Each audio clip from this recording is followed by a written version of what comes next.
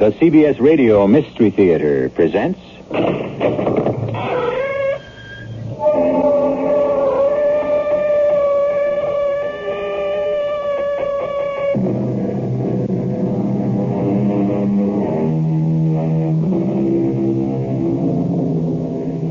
Come in.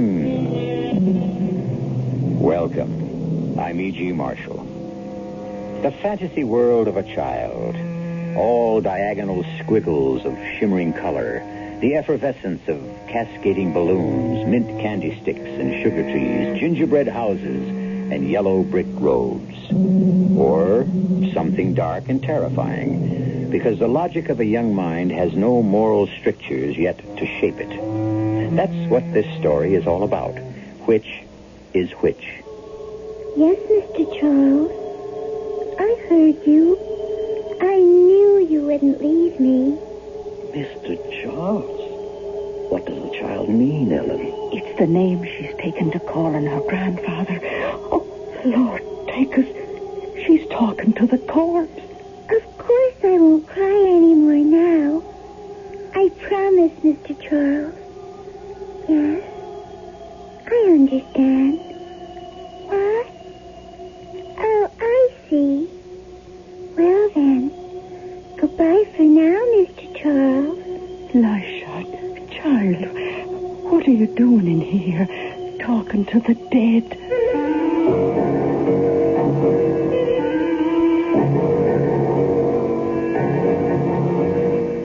Our mystery drama, The Providential Ghost, was written especially for the Mystery Theater by Ian Martin and stars Beatrice Straight. It is sponsored in part by Contact, the 12-hour cold capsule, and True Value hardware stores. I'll be back shortly with Act One.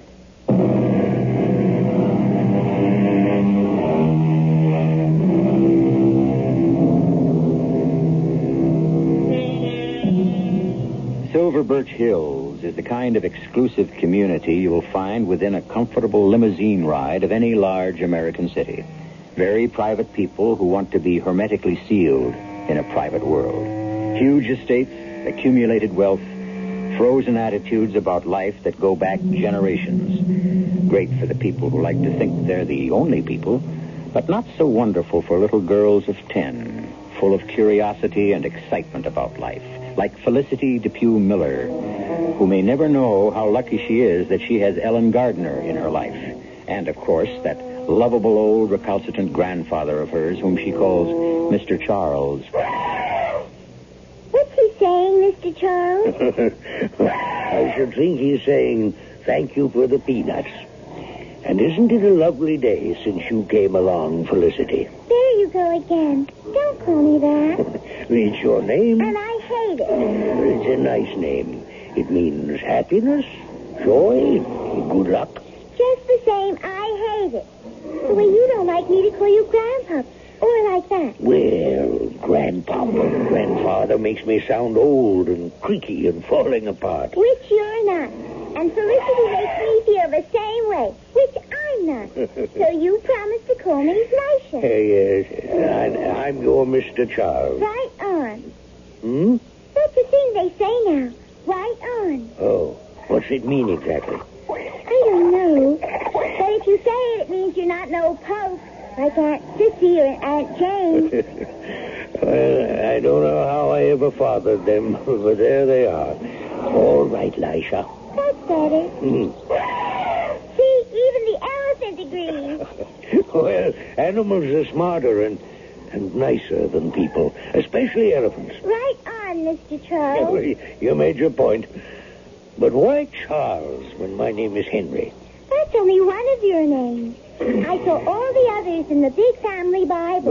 Oh, good Lord. Forget those. Still, why Charles? Because Mr. Charles is my panda. Oh, yes, of course. See? Mr. Charles is my very favorite person in all the world. So, that's why when we didn't want to say Grandpa or those other things, I decided you were my real Mr. Charles. I'm very flattered. What should we do next? You want foam candy or ice cream? You know what I really want, Mr. Mr. Charles? No. What? I don't really want to go home. Because it isn't like a home now. It's a big, gloomy old barn. I've got to admit that, but still. I liked it enough when Mom and Pop... But after they went away, there was just you. Well, now, there are your aunts. I hate my aunts. I hate them. Well, dear me. I don't know I altogether blame you, but you do have Ellen and me. I know. And I love you both. It's just, You what, dear? I just don't want to go back to Lakeview House. But that's your home. Not since Mom and Pop. Aunt Sissy and Aunt Jane said I'd have to say went away. That isn't how it was. They died. They were drowned. Come, Lasha. Let's not think about that. We're out for a nice day at the zoo. Mr. Charles, what's wrong? Nothing, little one. Not a thing. But you look all white and sort of papery. Oh, that won't do at all. I'll just take a magic pill. You'll see. I'll look all ruddy again.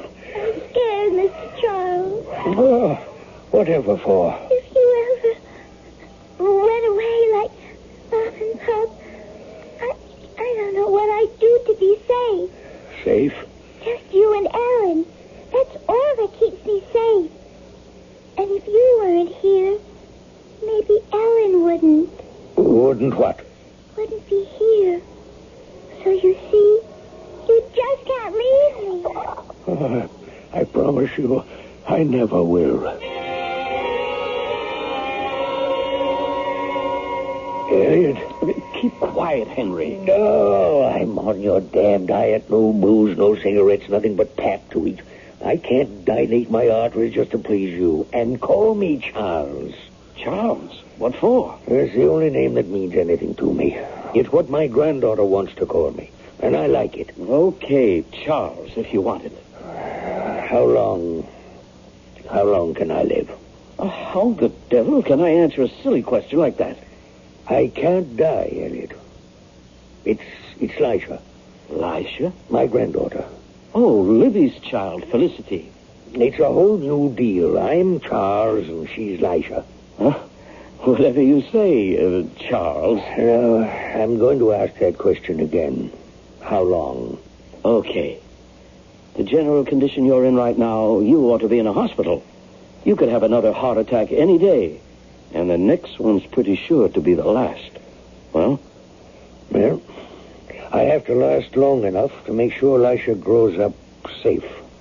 what are you so worried about Lisha for? She has your housekeeper and your other daughters to bring her up. Oh, Ellen is fine. But Sissy and Jane are something else again. Well, what's the matter with them? They're fine church-going women who have forgotten, if they ever knew, how to be a child. They're sour as buttermilk. You're too hard on them. Maybe, but in turn I find them too hard on Lisha.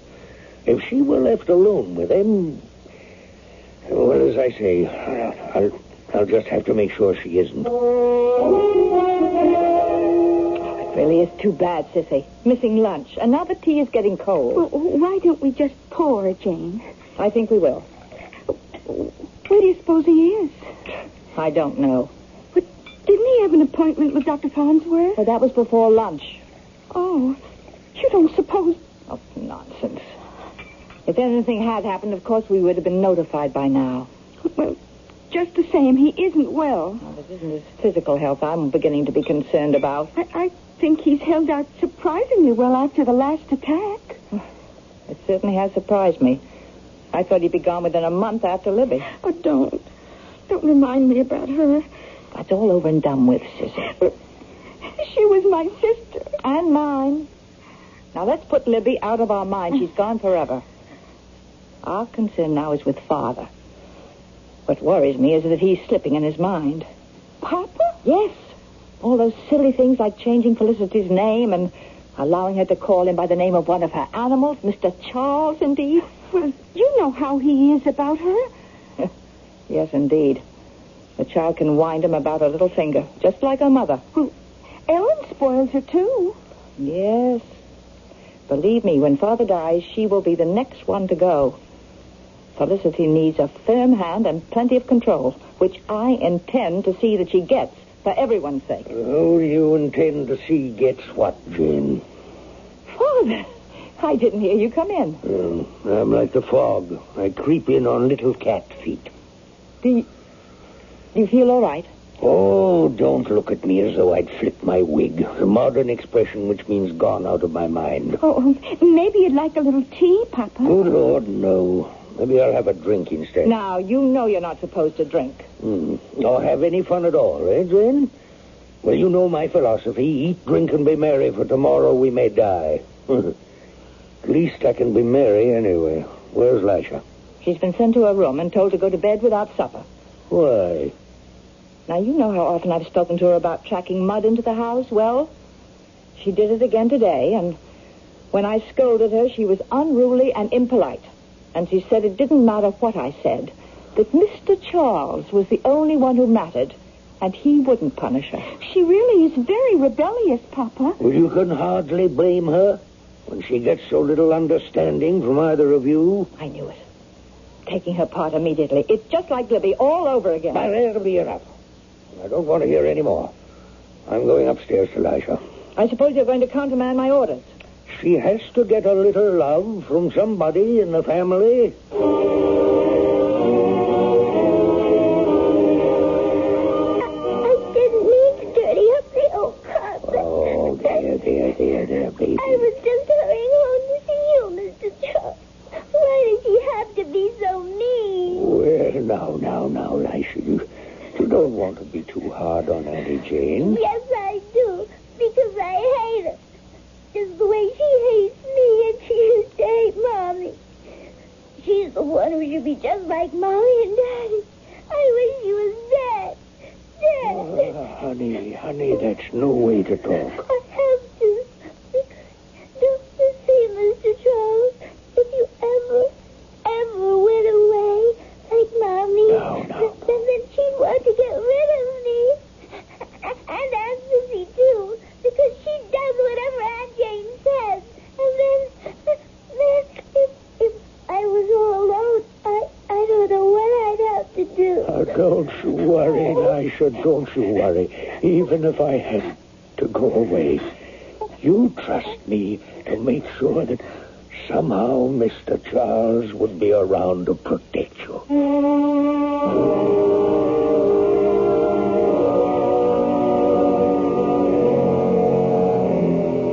How can he promise to be around to protect her? And does Lisha need protection, really? Is what she says true of two strict old ladies, or does she fantasize them as witches? A simple enough situation, perhaps, but as you will see, far from it, as the fuse of Mr. Charles' life burns down to the powder keg of buried emotion. I shall return shortly with Act 2.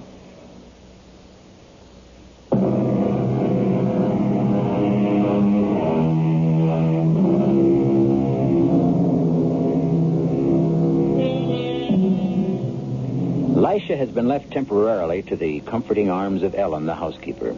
Mr. Charles sits momentarily exhausted in his great armchair while the pain of the angina recedes from his left arm to a still dull ache in his chest. Another nitroglycerin tablet eases it enough for him to make a phone call for Dr. Farnsworth, and now a second call to his lawyer, Mr. Courtley. Arthur, Henry Poindexter. I'm sorry if I'm interrupting your dinner, but this is an emergency. Well, don't ask, just listen. Did you prepare that codicil for my will? Good. Well, I want you to get it over here to me as fast as you can. I said just listen, damn it. Bring someone, Cora or your secretary, I don't care, as a witness. No. Dr. Farnsworth will be here, and he can be the other. For obvious reasons, not my daughters or Ellen. Yes, I'm waiting to make sure of that right now. Please come. It's an emergency. Just a minute. Who is it? It's Ellen, Mr. Poindexter. That's Ellen now, Arthur. I'll see you in a hurry. Come in, Ellen. Close the door and come in and sit beside me. Oh, Mr. Poindexter, are you all right? No, Ellen, I'm afraid I'm not. Oh. No. The doctor's on his way. Let him see what he can do for this heart of mine. I need you to set my mind at rest. Anything I can do, sir, you know that. First, how's Lisha? She's asleep or I wouldn't have left her. I got her calmed down some. Mostly it was sheer emotional exhaustion. She's high-strung, like her mother. Well, it's that mind of hers. You know, it gives me a start sometimes how grown up she is for 10 years old. I want you to do something for me. If it's in my power. I want you to be Lisha's legal guardian. She's my sole heir. Oh, but what would I have to do? Be responsible for Lisha till she's of age, or till she gets married. You mean almost like I was her mother? I mean, I hope exactly like. But what about Miss Jane and Miss Sissy? Oh, they'll be well provided for, and they can always make their home here. I want to, Mr. Poindexter, but sure, I don't know what Dennis would have to say. Dennis? Oh, he's my intended, like. Oh, we've been going together ever since, well, for about a year now. We're going to be married in a couple of years when he retires from the force. The force? Oh, he's with the police, plain clothes. Oh, you might remember him when he was here in connection with... Oh. When Miss Libby and Mr. George had their accident. Sergeant Dennis Mullaney. Yes, I think I do. Well, why can't you be married, Ellen? Maybe you could take Lisha to live with you. There'd be plenty of money. Oh, it isn't that. It's... That'll be the doctor or my lawyer. One or the other had better get here soon. I'll go and get the door. No. Let someone else. Ellen, I have nowhere else to turn. I'm going to name you anyway. And Mr. Charles, oh, Granddaddy, Mr. Charles. I was so scared you'd gone away and left me. Oh, no. Now, little one, you know I promised you Mr. Charles would always be around. Oh, you have that paper ebook again. My father's right inside, Dr. Fondler. I had no idea. Thank you, Miss Poindexter. Hello, Ellen, Lisha, Henry. Now, I want all the rest of you out of here, pronto. No, don't take him away. Oh, come along, dear. Let the doctor help him. Don't leave me alone with them. Now, Lisha, that's quite enough. If you leave me alone with them, they'll kill me, Mr. Charles. Felicity. Looks as though I may have another patient. But you first, Henry. Don't worry, Elliot. I won't be leaving this vale of tears yet. Oh, not until I've signed my will, anyway.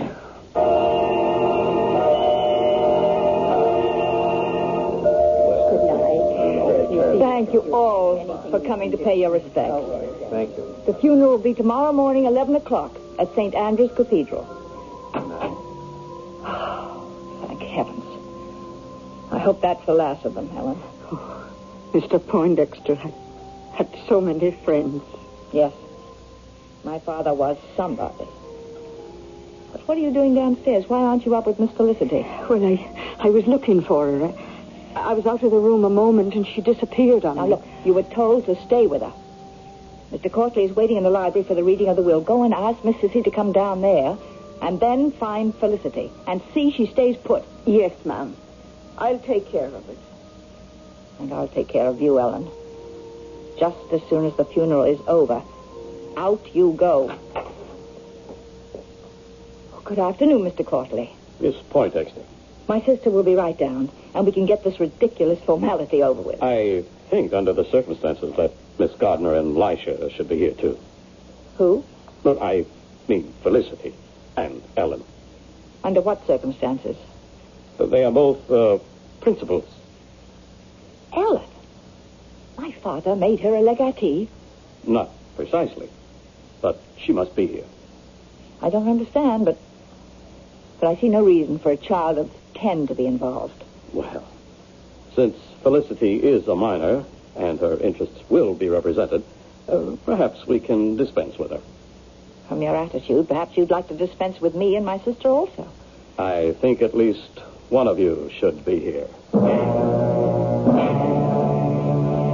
Absolutely inexcusable. I can't believe what I've heard. To be left practically unwelcome guests in our own house? At the whim of our former housekeeper? You know, as far as I'm concerned, you're more than welcome. Oh, thank you for your generosity. But will we be received with joyful open arms by our niece? Oh, sure you will, ma'am. Now, you give me the chance. I'll bring her around. You can't be seriously considering fostering this madness, accepting the terms of this will. He must have been out of his mind. I assure you he was not. In no sense. I have affidavits from Dr. Farnsworth and 2 psychiatrists your father insisted on having examined him the day before this will was signed and witnessed. You mean there's nothing I can do about this? In my legal and personal opinion, not a thing. That's something which we shall see about. Well, Ellen, it looks as though you're going to have a rocky time. If there's any way I can help... Oh, I'll manage. And I'll have to talk to you later, Mr. Courtley. Right at the moment, if you'll excuse me. It's Lisha I'm worried about. I don't know where she's got to, and she's that upset I've got to find her. I'll walk out with you. You know, this is a tremendous responsibility that's been thrust on you. I think if you have a lawyer or some friend that's close, perhaps you ought to talk it over with... I will, but wait a minute. Yes, Mr. Charles. I hear you. I knew you wouldn't leave me. Mr. Charles. It's what she's taken to calling her grandfather. Oh, the Lord take us. She's in talking to the corpse. Of course I won't cry anymore. Now I promise. Yes. I understand. What? Oh, I see. Well, goodbye for now. Lisha, child, what are you doing in here? Just talking to Mr. Oh, Charles. now, come away, dear. This is no place for a little girl. It's all right. I don't have to cry anymore now. What do you mean, now? I mean now that I know Mr. Charles hasn't really gone away. He just talked to me and told me I shouldn't be afraid. Would you excuse me, please? I have to go upstairs to my room and think about all the things he told me. Is that child all right? I don't know. The 3 people she loved most in the world, taken away from her in less than a year. I'm not wise enough to know what that might do to the mind of a child, especially one as sensitive as her.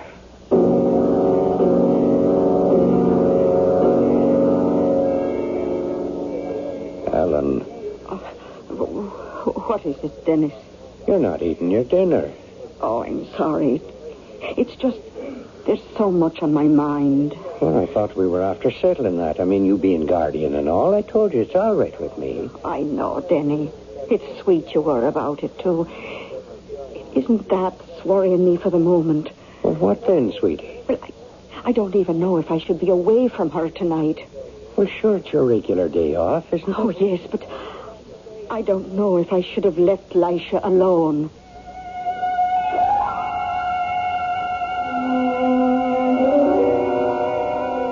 Yes, Mr. Charles. I understand. No, I'm not scared. I'll do just what you tell me. Yes? I know just where to get it. And do what? Oh, sure, that's easy. Just like magicians do. But what about Auntie Jane? Okay, just like you say. One thing at a time. Goodbye, Mr. Charles. I love you, too.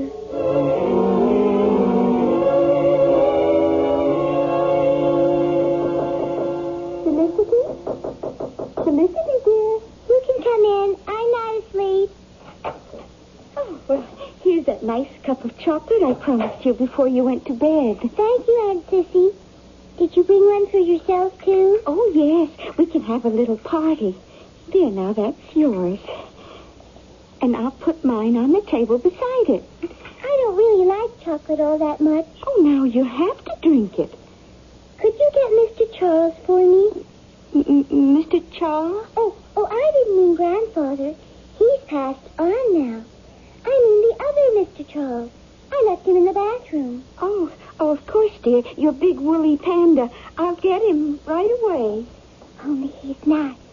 I'm talking to you, Mr. Charles. My real Mr. Charles. I'm doing what you said now. There we are.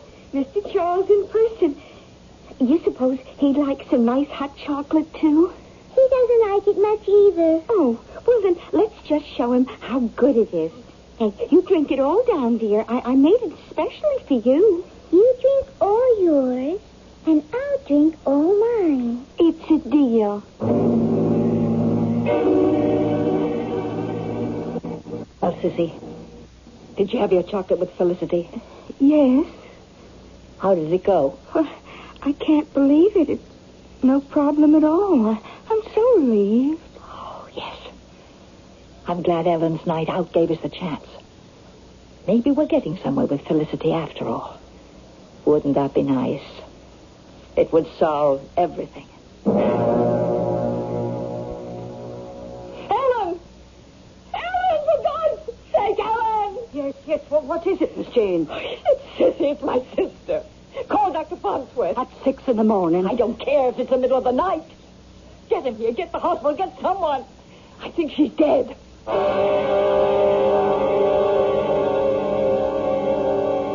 Now, what is going on at Lakeview House? What hallucinations can a child of 10 have?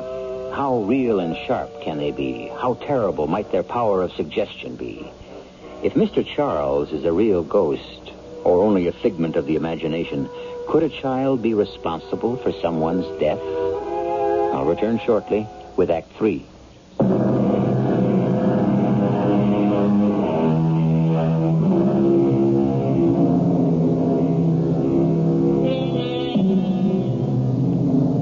In her bedroom, Sissy Poindexter lies dead.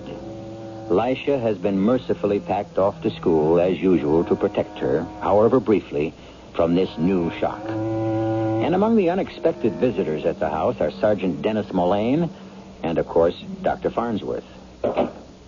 Well, Doctor? No question, Miss Jane, as to the cause of death. Cardiac failure. But that's impossible. It's been a long time since I examined either of you. I think perhaps I should do an autopsy, if you'll give me permission. No. Why not? I will not have the body of my sister desecrated. It might help to know why she had cardiac failure. How? Will it bring her back? No, let well enough alone, Dr. Farnsworth. This family has a curse on it. Leave us to handle it in our own way. Now, why do you suppose she's all that vehement about it? Who are you? Oh, I'm sorry. Sergeant Dennis Mullane. You'll remember we met on the sad occasion of the drowning of Miss Poindexter's young sister, little Elijah's mother, and her father. And that Ellen and me are engaged to be married. Of course, yes. What are you doing here today? Well, like I say, Ellen and I are engaged, so naturally I had a particular interest. And then again... Are you hinting at anything? I don't know. Why should you want an autopsy? I can give you the same answer. I don't know, for sure. Are you going to issue a death certificate without one? I reckon. No real reason why I shouldn't. Could you hold it off till tomorrow? I don't know if I want to. Why should I? Well, let's be frank, Doctor. For whatever our own reasons, we both think there's more here than meets the eye. I need a little time to trace a couple of things. I'm going to sign the death certificate. Heart failure. It happens, even as early as 50. You got any more to say? Yeah. Let it go till tomorrow. You can sign it then. There's nothing to lose.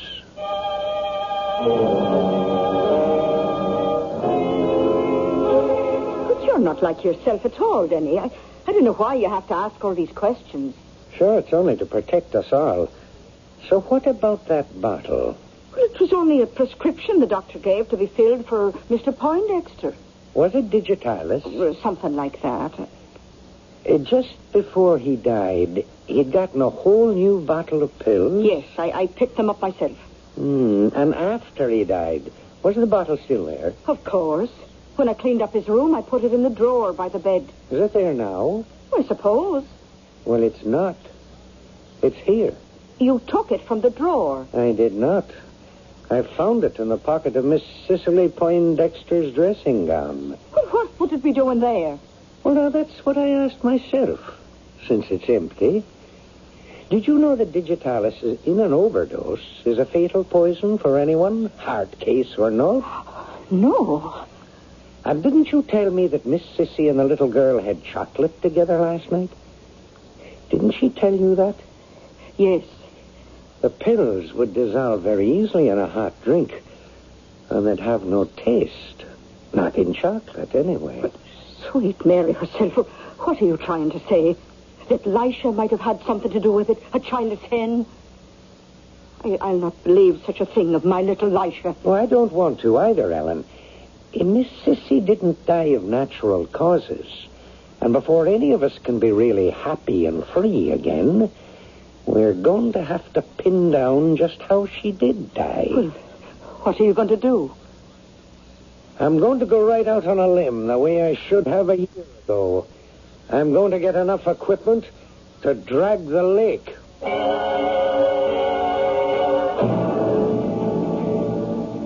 Yes, Mr. Charles. I understand. No, I'm not worried. I guess if it hadn't been Aunt Sissy, it might have been me. But who should I tell? Okie Smoky, I'll just hang tight till you get back to me.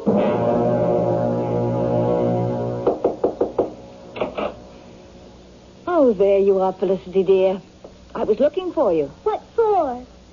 Why, Ellen has to drive in and do some shopping, and she thought perhaps you'd like to ride with her. That's funny.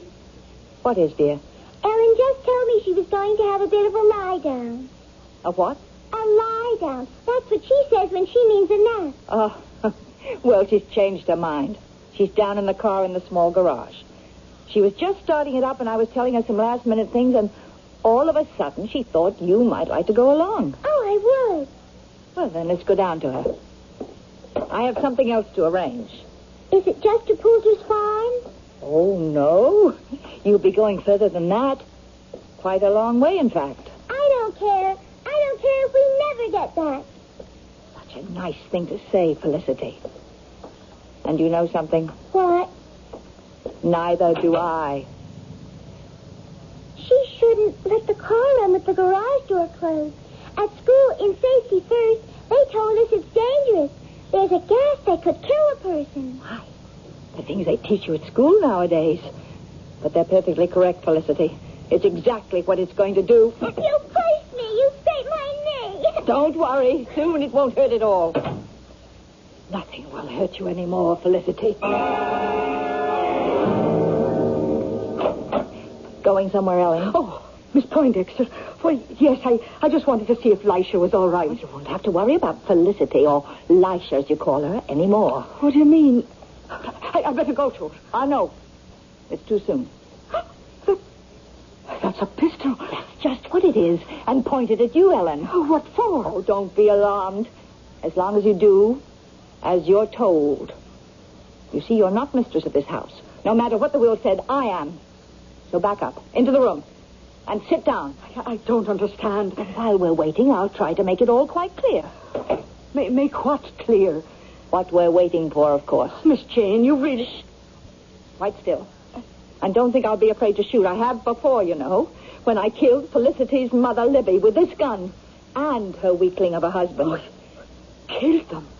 But they were drowned in an accident. Yes, that's what everyone thought. Just as I told Sissy we could make them think. You remember that day, don't you? Oh, I'll never forget it. I was away with Lisha at dancing school when we heard. Quite right. Father was in bed with his first heart attack. And I just found out about his will. Oh, it didn't surprise me that Libby was to get almost everything. She was always the favorite. From the time she was a baby, Libby was the center of everything. Libby always came first. Oh, Miss Jane, don't do this to yourself. Don't. Shut up. Now, you listen to me if no one else will. When it came to the point, I couldn't stand it anymore. It was all so easy. 2 shots. George and Libby even had the sails up. 2 shots. 2 shots was all I needed. It was to help stay off, and the wind was blowing offshore, away from the house. I locked them in the cabin. I lashed the tiller and shoved them off. There was a nice quartering wind to carry them on a reach straight out to the middle of the lake, where they sank without a trace. Because before I shoved them off, I'd taken care to remove the bilge drain plug. Her gunnels were awash within a quarter of a mile, and she went down like a stone to bury Bolton and them under 30 feet of mud and silt on the bottom of the lake. A perfect murder. Oh, dear Lord. But it was all for nothing. Felicity just took Libby's place in Father's love. So, when the will cut us out again, she had to go. You tried to do away with... Yes. Oh, it should have been so simple. All the rest of Father's pills and a cup of chocolate. Oh, but I should never have allowed Sissy to handle it. She's always bungled everything, clumsy little fool. She must have mixed up the cups. And it wasn't a heart attack. Where's Lisha now? Well, what have you done to her? I haven't done anything. Carbon monoxide will do that for me. I don't understand. She's locked in your little garage. The connecting door to the house needs a key. The overhead door is far too heavy for her to lift. And the car is running. Oh, Mother of God. Don't look so stricken, Ellen. It's a very gentle way to die.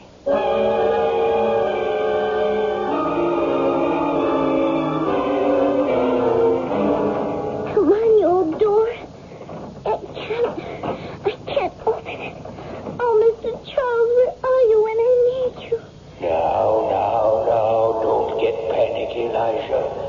You know I'm always around. It's getting awfully hard to breathe, and I feel so sleepy. We'll soon fix that. The way we did before. You mean when I switched the chocolate cup? Something like that.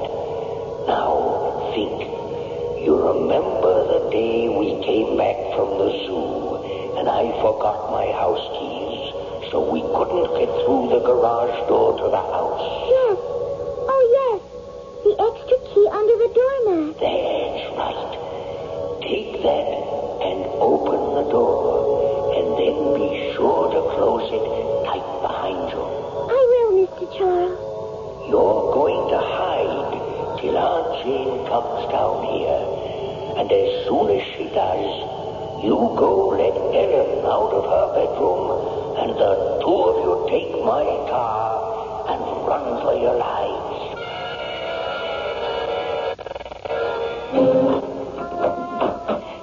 Lisha? Shh. How did you escape? With the key. Mr. Charles told me where to find it. And he said we should take his car and run. Well, that's just what we're going to do. Your Aunt Jane is a raving lunatic, and she has a pistol into the bargain.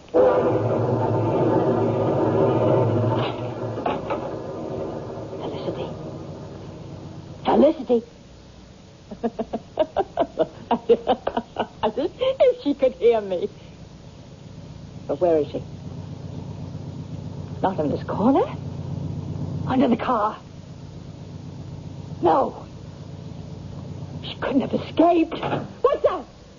Who shut the door? Got to get the key. Open the door. No! It isn't there! Open the overhead door! It won't budge. What's the matter? Someone's holding it outside! Through the glass! I can't see!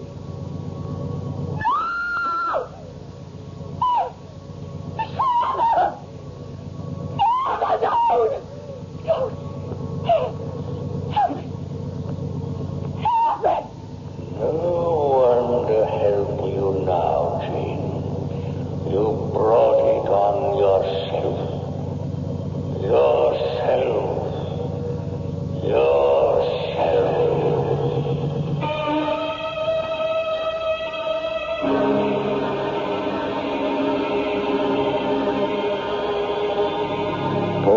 justice?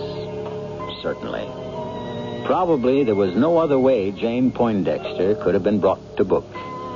There was small chance of Libby and the boat ever being found, and what proof was there that the digitalis had ever been in the cocoa cup, since Sissy was careful to wash them both out? As for the rest, it would only have been Ellen's word against Jane, which leaves only a couple of questions that I'll try to answer when I return.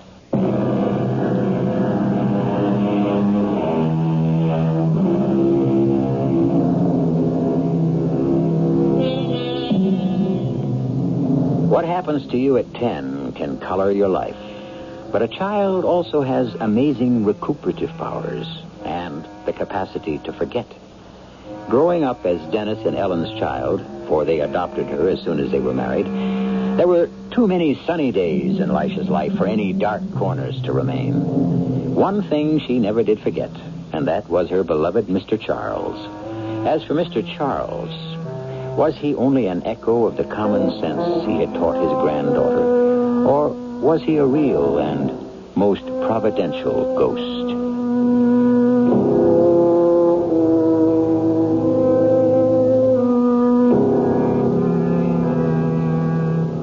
Our cast included Beatrice Straight, Hetty Galen, Bryna Rayburn, Court Benson, and Gilbert Mack. The entire production was under the direction of Hyman Brown. And now, a preview of our next tale. I would have to make an investment. Would it be a wise investment? Yes, I think so. Why don't you do it? I can't. I don't have the money. Paul, is it a lot of money? Well, it is to me. I don't have it. Darling, we will have lunch together tomorrow. How much money? $10,000. 10,000? Well, it's for an initial startup expense. Paul, I have $10,000. Oh, no, I wouldn't touch your money. My money? Paul, there's nothing I own that isn't yours.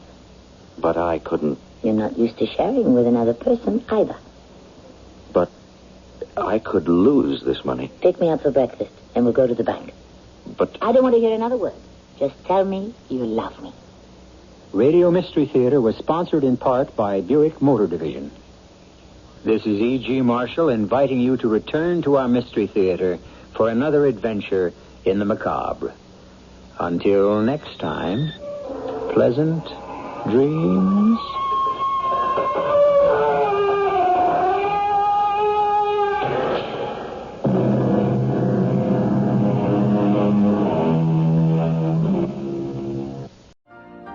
You've been listening to the OTR Gold Network.